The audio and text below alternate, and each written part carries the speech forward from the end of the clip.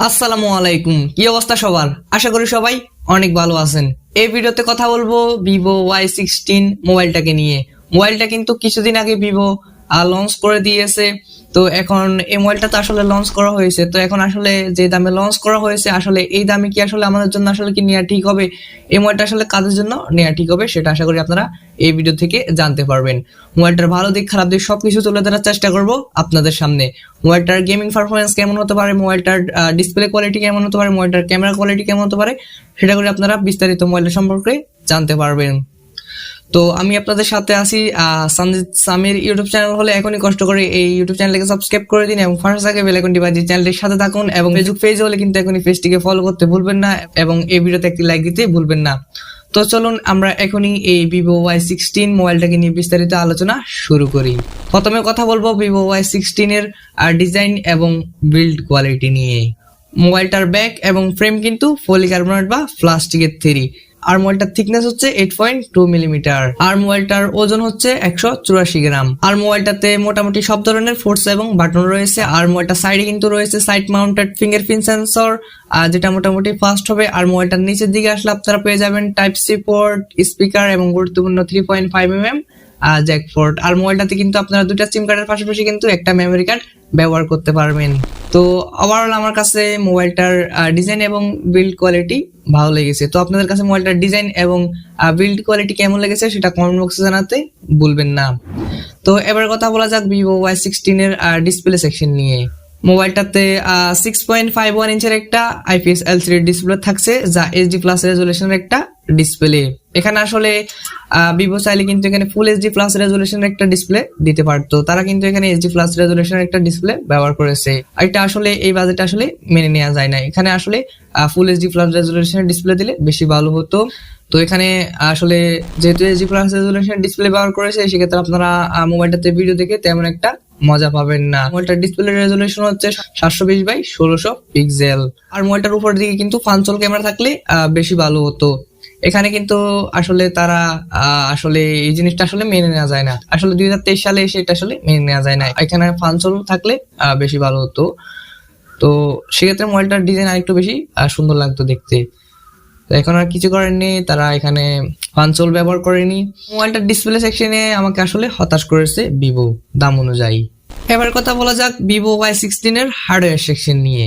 মোবাইলটাতে Android 12 এর support থাকছে। আর মোবাইলটাতে chipset হিসেবে ব্যবহার করা হয়েছে MediaTek Helio P35, যেটা 12 ন্যানোমিটার আর্কিটেকচার বিল্ড করে একটা অক্টাকোর প্রসেসর। আর মোবাইলটাতে জিপিইউ হিসেবে ব্যবহার করা হয়েছে PowerVR GE8320। MediaTek Helio P35 এটা কিন্তু এন্ট্রি লেভেলের একটা চিপসেট। এই মোবাইলটা থেকে আপনারা তেমন ভালো একটা পারফরমেন্স পাবেন না, গেমারদেরকে কিন্তু মোবাইলটা হতাশ করবে। মোবাইলটা কিন্তু গেমিং এর জন্য না, মোবাইলটাতে আপনারা ভুলেও গেমিং করতে যাবেন না।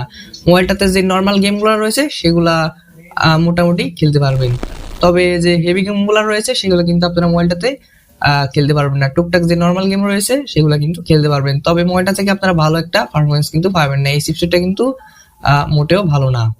তো হার্ডওয়্যার সেকশনে কিন্তু ভিভো এই মোবাইলটাতে বাজেট অনুযায়ী আমাদেরকে হতাশ করলো। এখানে আসলে আরেকটু ভালো মানের চিপসেট দেয়া আসলে প্রয়োজন ছিল। আর মোবাইলটার ক্যামেরা সেকশন নিয়ে কথা বলতে গেলে মোবাইলটাতে ডুয়াল ক্যামেরা সেটআপ থাকছে, যার মেইন ক্যামেরাটি হচ্ছে 13 মেগাপিক্সেলের অ্যাপারচার 2.2 এবং আরেকটি 2 মেগাপিক্সেলের ফালতু সেন্সর রয়েছে অ্যাপারচার 2.4, যেটা ম্যাক্রো ক্যামেরা।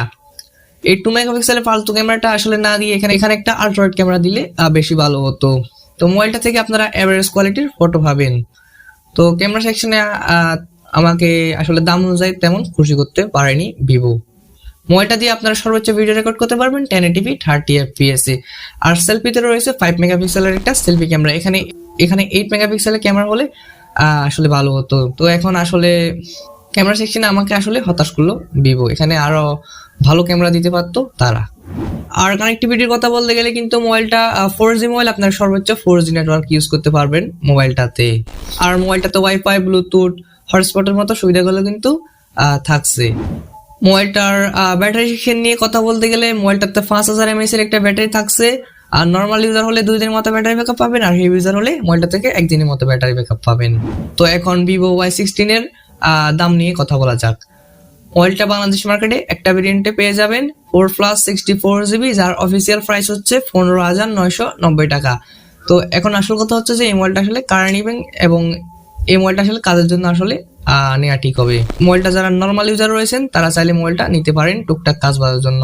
আর মোবাইলটাতে কিন্তু হেভি কাজগুলো কিন্তু আপনারা করতে পারবেন না, ল্যাগ, হ্যাং, ফ্রেম ড্রপের দেখা কিন্তু অবশ্যই পাবেন। আর হিটিং ইস্যু আপনারা মোবাইলটাতে লক্ষ্য করবেন। তবে গেমাররা কিন্তু এই মোবাইলটা থেকে দূরে থাকবেন। মোবাইলটা কিন্তু গেমিং এর জন্য মোটেও কিনবেন না।